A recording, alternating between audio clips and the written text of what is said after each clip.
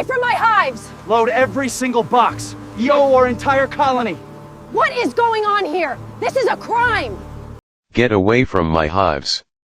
The command echoed across the farm. Load every single box. Your entire colony. What is going on here? This is a crime. But none of those words came from the HOA. They came later. Because at that moment, inside the HOA clubhouse, everyone was celebrating. Applause filled the room. Coffee cups clinked together. Board members smiled proudly as Vanessa Reed, the HOA president, stood at the front with a projector behind her.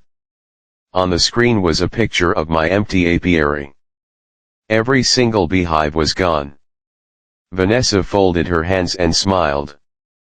I'm happy to announce that the bee problem has officially been resolved. The room erupted in applause. One board member laughed. I can't believe he thought we'd never do it. Another leaned back in his chair. Now residents can finally enjoy their backyards. Vanessa nodded confidently. By this afternoon, those hives will be miles away. She clicked the remote. A new image appeared. A beautiful digital rendering of a lakeside walking trail. Perfect green lawns. Decorative trees. A picnic area. Families walking beside the water. And absolutely no beehives. This, Vanessa said proudly, is what our community deserves. More applause. Nobody in that room seemed worried. Nobody seemed to think they had done anything wrong. And then, someone knocked on the clubhouse door. 3 slow knocks. The applause stopped. Nobody moved. Vanessa frowned. Come in. The door opened. A man in dusty work boots, faded jeans, and a tan field vest stepped inside. He carried a weathered leather inspection case. He wasn't angry. He wasn't rushing. He simply looked around the room. Then he asked one question. Which one of you is Vanessa Reed? The room went silent. Vanessa slowly stood. I am. The man extended his hand. My name is Daniel Foster. He paused. State Department of Agriculture. Vanessa smiled politely. Can we help you? Actually. Daniel looked around the room. I was hoping you could help me. Vanessa relaxed. With what? Daniel opened his inspection folder. I'm looking for 12 registered honeybee colonies. Vanessa's smile didn't disappear. Oh. She shrugged. You just missed them. Daniel stared at her. I'm afraid that's impossible. Her expression changed. Why? He placed a laminated inspection schedule on the table. Because I was scheduled to inspect them. He checked his watch. 22 minutes ago. Nobody spoke. Vanessa crossed her arms. They've already been removed. Daniel looked at her. I know. We authorized it. Slowly, Daniel closed the folder, then he asked a question that completely changed the atmosphere in that room. You authorized the removal. He paused. Of registered agricultural livestock. One board member whispered, livestock. Another looked confused. I thought they were just bees. Daniel turned toward him. They are bees. Then he added, they're also legally registered agricultural livestock under state law. The room went completely silent. Vanessa forced a smile. There must be some misunderstanding. Daniel shook his head. I hope there is. He opened the folder again. Because if there isn't, someone has moved state-registered livestock without notifying the Department of Agriculture. A nervous laugh came from the back of the room. Seriously? Daniel didn't laugh. Instead, He reached into his inspection case and pulled out a small electronic tracker. It was barely larger than a key fob. He pressed one button. A blinking green dot appeared on the screen. Everyone watched. The dot began moving north, away from the subdivision, away from the orchard, away from the farm. One contractor standing near the back frowned. "What is that?" Daniel looked up. "One of the hives you're transporting." Every face turned toward Vanessa. She blinked. "You put trackers inside beehives?" Daniel shook his head. "We don't." He paused. "The queen breeders do." The room went completely silent. Daniel slipped the tracker back into his pocket.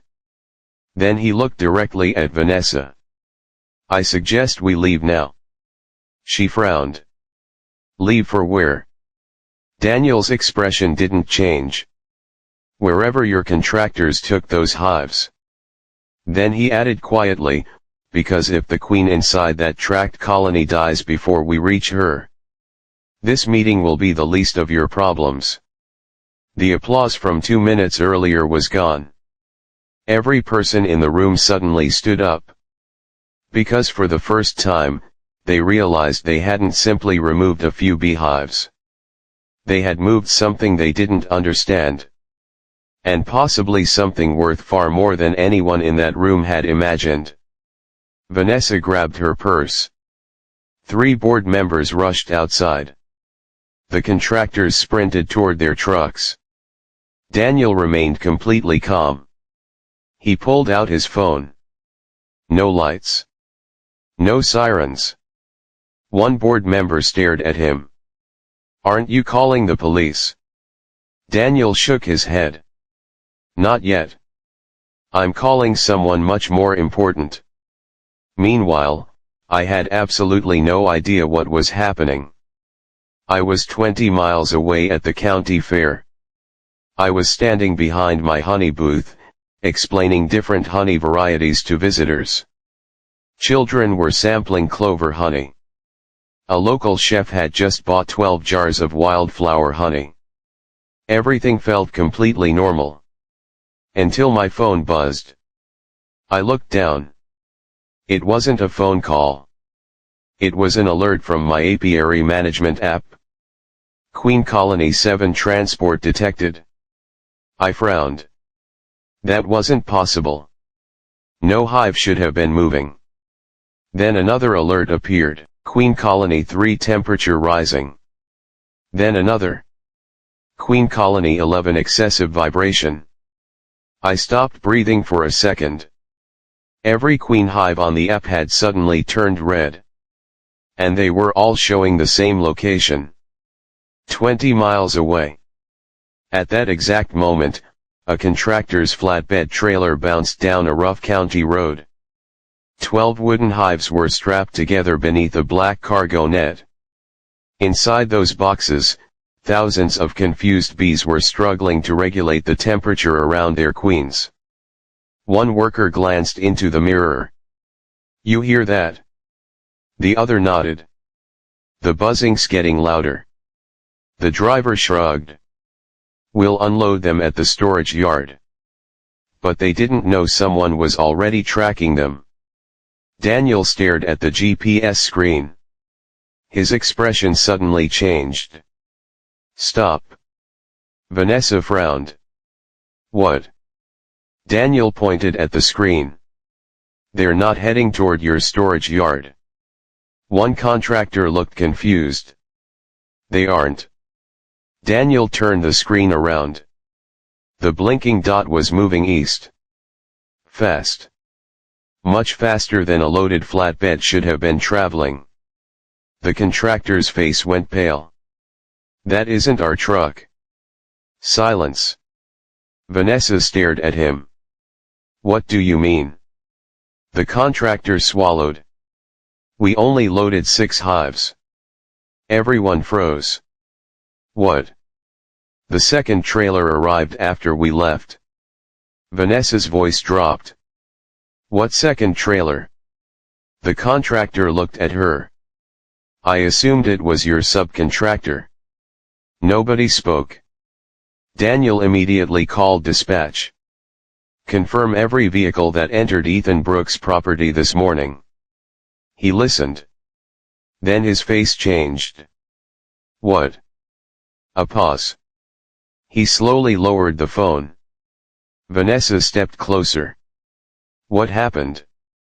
Daniel looked directly at her. There were 2 flatbed trailers. He paused. We only know who hired one. My phone rang. Unknown number. I answered. Hello. A calm voice replied. Mr. Brooks. Yes. This is Daniel Foster with the Department of Agriculture. I believe your registered queen colonies have been stolen. I stopped walking. Stolen? We don't think the HOA has them anymore. I looked across the crowded county fair. What are you talking about? They removed your hives. But someone else appears to have taken them. Daniel enlarged the GPS map. The blinking dot continued moving. Straight toward the interstate. Not toward the subdivision. Not toward county storage. Not anywhere local. One board member whispered, "This doesn't make any sense." Daniel quietly answered, "It does." Everyone looked at him. If someone knew exactly which hives to take. He zoomed in again. The screen revealed the destination.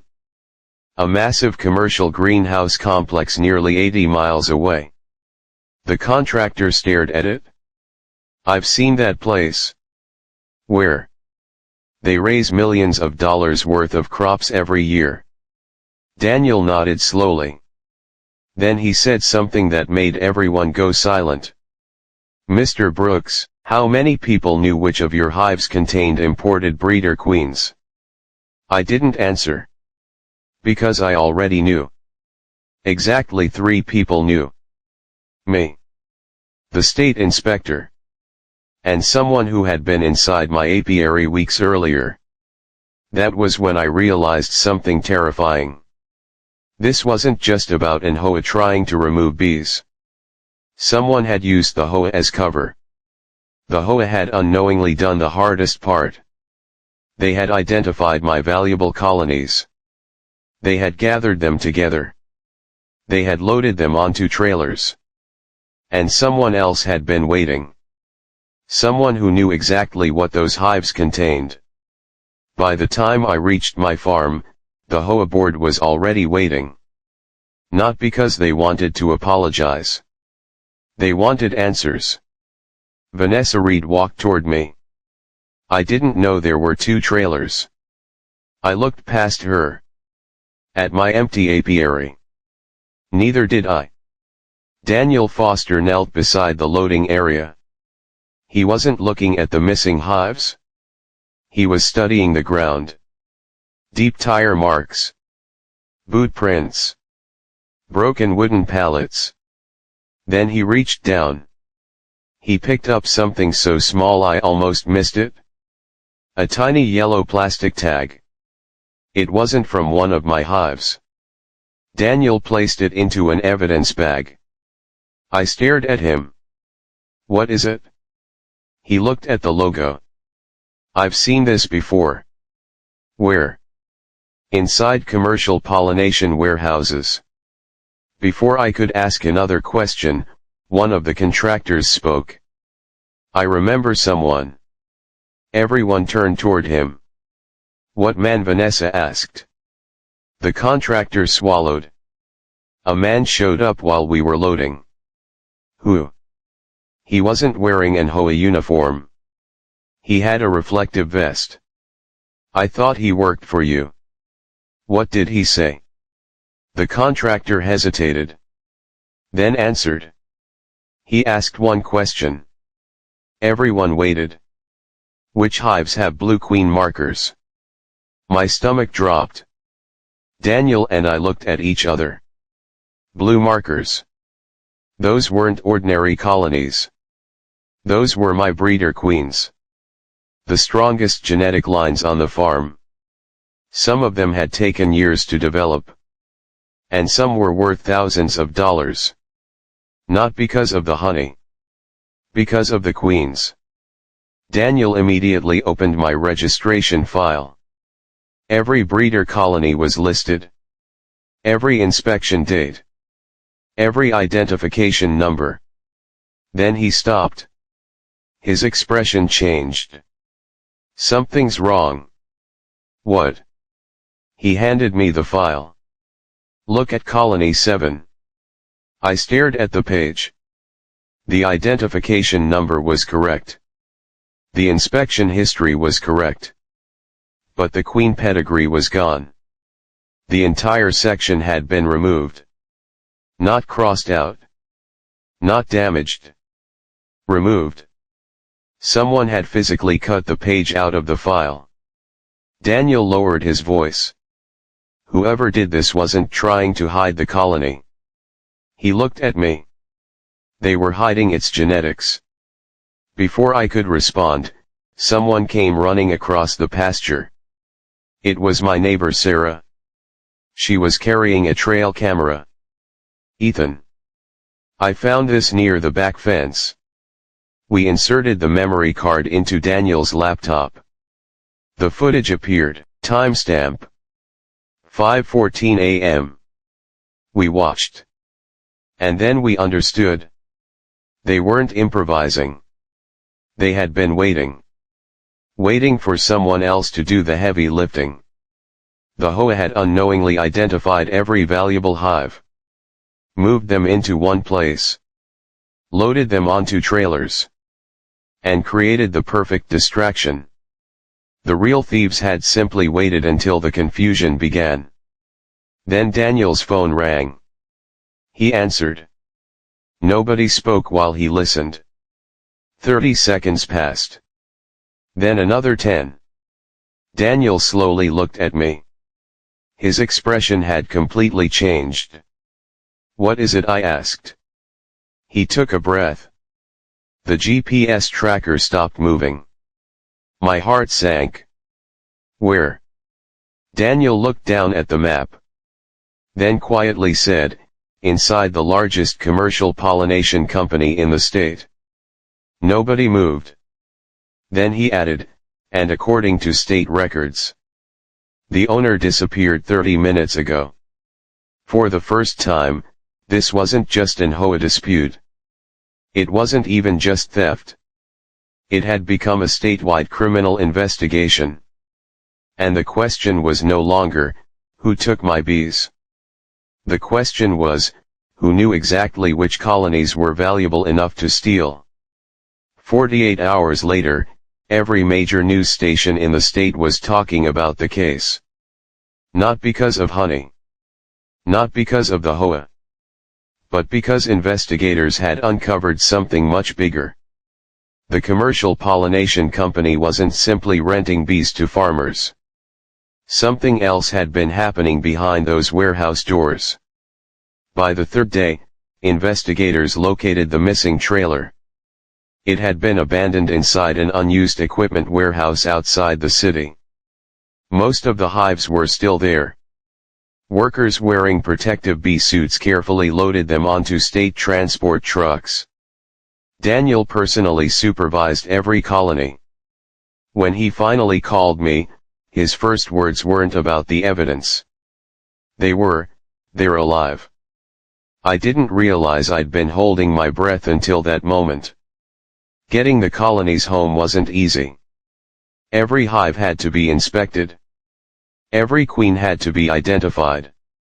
Several colonies had been badly stressed during transport. A few would need months to recover. But the queens had survived. That was what mattered. When the first hive was lowered back onto its original stand, thousands of worker bees began circling familiar landmarks. Within minutes, they started coming home. One by one. Watching them fill the sky again, I finally smiled. But there was still one thing left. The HOA had to face what it had done. Another public meeting was held. This time, the room was completely full. Vanessa Reed stood quietly at the front. No project presentation. No applause. No prepared speech. She simply looked at the residents. I failed to ask the right questions. She paused. I believed removing something automatically made the neighborhood better. Then she looked toward me. I was wrong. The board unanimously adopted a new policy. Before taking any action involving farms, orchards, livestock, apiaries, or agricultural property bordering the subdivision, independent county verification would be required. No exceptions. It wouldn't erase what happened, but it would make sure it never happened again. 1 month later, the county harvest fair opened as scheduled. Children crowded around glass observation hives. Families sampled fresh honey. Local farmers displayed apples, pumpkins, berries, and vegetables. Crops that depended on pollinators. Daniel Foster stopped by my booth. He picked up a jar labeled, Wildflower Reserve. I laughed. They didn't. Daniel raised an eyebrow. No. I looked across the field. Thousands of bees drifted peacefully between rows of blooming flowers. They weren't interested in the HOA. They weren't interested in the investigation. They weren't interested in the headlines. They simply kept doing what they had always done. Pollinating. Working. And coming home. Everyone else finally paid attention.